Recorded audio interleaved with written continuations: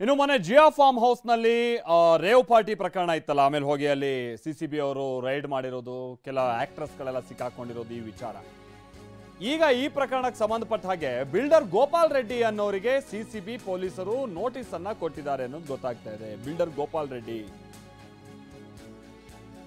ಪ್ರಕರಣದ 6ನೇ ಆರೋಪಿ ಯಾರು? ಈ ಗೋಪಾಲ್ ರೆಡ್ಡಿ. ಇವರು ತೆಲುಗು ನಟಿ ಹೇಮಾಗೆ ಗೋಪಾಲ್ ರೆಡ್ಡಿ ಹಾಗೆ ಅವ್ರ ಪುತ್ರ ಪರಿಚಯಸ್ಥರಂತೆ. ಸದ್ಯ ತಲೆಮರೆಸ್ಕೊಂಡಿದ್ದಾರೆ ಬಿಲ್ಡರ್ ಗೋಪಾಲ್ ರೆಡ್ಡಿ ಅಂತ ಗೊತ್ತಾಗ್ತಾ ಇದೆ. ಸಚಿವರೊಬ್ಬರ ಆಪ್ತರು ಈ ಬಿಲ್ಡರ್ ಗೋಪಾಲ್ ರೆಡ್ಡಿ. ಬೆಂಗಳೂರಿನ BTM ಲೇಔಟ್ ನಿವಾಸಿ ಗೋಪಾಲ್ ರೆಡ್ಡಿ ಒಬ್ಬರು ಸಚಿವರಿಗೆ ಆಪ್ತರು.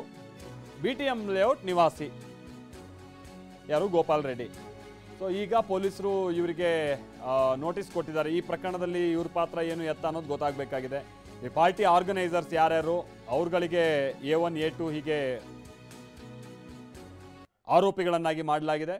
ಜೊತೆಗೆ ಈ ಪಾರ್ಟಿಯಲ್ಲಿ ಭಾಗಿಯಾದಂಥವ್ರು ಯಾರ್ಯಾರು ಲಿಂಕಲ್ಲಿ ಯಾರ್ಯಾರು ಬಂದವರು ಇಂಥವ್ರನ್ನು ಕೂಡ ಹುಡುಕಿ ಈಗ ನೋಟಿಸ್ ಕೊಡುವಂಥ ಕಾರ್ಯ ಆಗ್ತಾ ಇದೆ. ಅಸಲಿಗೆ ಈ ಪಾರ್ಟಿ ಏನು ಅನ್ನುವಂಥದ್ದೇ ಈಗ ಪ್ರಶ್ನೆ ಆಗಿದೆ. ಈಗ ತನಿಖೆ ಸಂದರ್ಭದಲ್ಲಿ ಗೊತ್ತಾಗ್ತಿರೋದಂದ್ರೆ ಹೆಸರಿಗೆ ಮಾತ್ರ ಇದು ಬರ್ತ್ಡೇ ಪಾರ್ಟಿ, ಸುಮ್ಮನೆ ಒಂದು ಬರ್ತ್ಡೇ ಪಾರ್ಟಿ ಅಂತ ಒಂದು ಹೆಸರಿಗೆ. ಒಳಗಡೆ ನಡೀತಿದ್ದು ಏನಾದರೂ ಬೇರೆ ದಂಧೆನಾ? ಭಾಳ ಕಡೆಯಿಂದ ಭಾಳ ಹುಡುಗಿಯರು ಬಂದಿದ್ರು, ಆ್ಯಕ್ಟ್ರೆಸ್ಗಳು ಬಂದಿದ್ರು. ಇಲ್ಲಿ ನೋಡಿದ್ರೆ ಹೋದವರು ಒಬ್ರಿಗೊಬ್ರಿಗೆ ಲಿಂಕೇ ಇಲ್ಲ. ಬರ್ತ್ಡೇ ಪಾರ್ಟಿ ನೋಡಿ, ಬ್ಯಾಗ್ ಹಿಡ್ಕೊಂಡೇ ಹೋಗೋರೆಲ್ಲ. ಅಂದರೆ 2-3 ದಿವಸದ ಪಾರ್ಟಿ ಅದು. ಹಾಗಾಗಿ ಇದು ಭಾಳ ಬೇರೆ ಬೇರೆ ತೆರಣ ಅಂತ ಅನುಮಾನಗಳನ್ನು ಹುಟ್ಟುಹಾಕ್ತಾ ಇದೆ. ಬೇರೆ ಬೇರೆ ಆಯಾಮದಲ್ಲೂ ಕೂಡ ಈಗ ತನಿಖೆ ನಡೀತಾ ಇದೆ. ಹೆಸರಿಗೆ ಮಾತ್ರ ಬರ್ತ್ಡೇ ಪಾರ್ಟಿ, ಒಳಗೆ ನಡೀತಾ ಇದ್ದಿದ್ದು ಬೇರೆನಾ ಅನ್ನುವಂಥ ರೀತಿಯಾಗಿ. ಯಾಕಂದರೆ ಬರ್ತ್ಡೇ ಪಾರ್ಟಿ ಆದರೂ ಕೂಡ 103 ಜನದಲ್ಲಿ ಹತ್ತತ್ರ 84 ಜನರು ಬ್ಲಡ್ ಸ್ಯಾಂಪಲ್ ಪಾಸಿಟಿವ್ ಬಂದಿದೆ.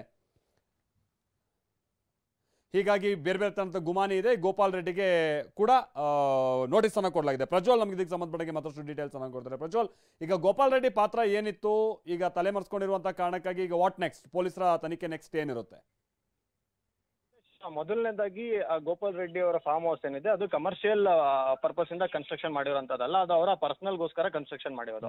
ಅಂಥದ್ರಲ್ಲಿ ಪಾರ್ಟಿ ನಡೆಸಲಿಕ್ಕೆ ಅವಕಾಶ ಮಾಡಿಕೊಟ್ಟಿದ್ದಾರೆ. ಮತ್ತೆ CCBಯ ಇದುವರೆಗಿನ ತನಿಖೆಯಲ್ಲಿ ಆ ಪಾರ್ಟಿಯಲ್ಲಿ ಡ್ರಗ್ಸ್ ಆಗ್ಬೋದು, ಮತ್ತೆ ಬೇರೆ ಬೇರೆ ರೀತಿಯಾದಂತಹ ಅಕ್ರಮ ಚಟುವಟಿಕೆಗಳು ನಡೆದಿದ್ದಾವೆ. ಮತ್ತೆ ಆ ಪಾರ್ಟಿಗೆ ಹೋಗುವಂತವ್ರ ಹತ್ರ 2 ಲಕ್ಷ ರೂಪಾಯಿ ತನಕ ಪರ್ ಹೆಡ್ ಚಾರ್ಜ್ ಅನ್ನ ಮಾಡಲಾಗಿದೆ. ಅಂದ್ರೆ ಇದು ಕಮರ್ಷಿಯಲ್ ವಿಚಾರಕ್ಕೋಸ್ಕರ ಬಳಕೆ ಆಗಿದೆ. ಈ ಬಳಕೆಯ ವಿಚಾರ ಗೋಪಾಲ್ ರೆಡ್ಡಿ ಅವರಿಗೆ ಗೊತ್ತಿರಬಹುದು. ಹೀಗಾಗಿನೇ ಅವರು ಸ್ಥಳದ ಮಾಲೀಕರಾಗಿರೋದ್ರಿಂದ ಇದಕ್ಕೆ ಅವರು ಉತ್ತರದಾಹಿಗಳಾಗಿರ್ತಾರೆ ಅಂತೇಳಿ ಹೀಗಾಗಿನೇ ಅವ್ರನ್ನ ಇವತ್ತು ವಶಕ್ಕೆ ಪಡೆದು ಅಥವಾ ಬಂಧನ ಮಾಡಬೇಕು ಅನ್ನೋ ನಿಟ್ಟಿನಲ್ಲೇ CCBಯ ತನಿಖಾ ತಂಡ ಅವರ ನಿವಾಸದ ಬಳಿ ಹೋಗಿದ್ರು. ಆದ್ರೆ ಗೋಪಾಲ್ ರೆಡ್ಡಿ ಮತ್ತೆ ಅವರ ಪುತ್ರ ಇಬ್ರು ಸಹಿತ ನಾಪತ್ತೆ ಆಗಿದ್ದಾರೆ.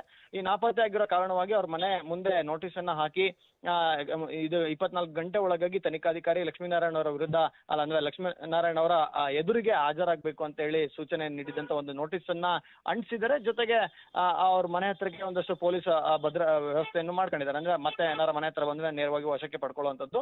ಅದಲ್ದಲೇ ಈತ ಎಲ್ಲಾದ್ರೂ ಬೇರೆ ಕಡೆ ಇದ್ರೆ ಅವರನ್ನ ವಶಕ್ಕೆ ಪಡೆಯುವಂತ ಪ್ರಯತ್ನ ಆಗ್ತಿದೆ. ಇದೆಲ್ಲದರ ನಡುವೆ ಕಾಂಗ್ರೆಸ್ಸಿನ ಓರ್ವ ಸಚಿವರ ತೀರಾ ಅತ್ಯಾಪ್ತರಾಗಿ ಇವರು ಗುರುತಿಸ್ಕೊಂಡಿದ್ದಾರೆ. ಹೀಗಾಗಿ ಸಾಕಷ್ಟು ಒತ್ತಡ ಅನ್ನೋ ಕೂಡ ಗೋಪಾಲ್ ರೆಡ್ಡಿ CCB ಮೇಲೆ ಏರುವಂತ ಕೆಲಸ ಆಗ್ತಾ ಇದೆ.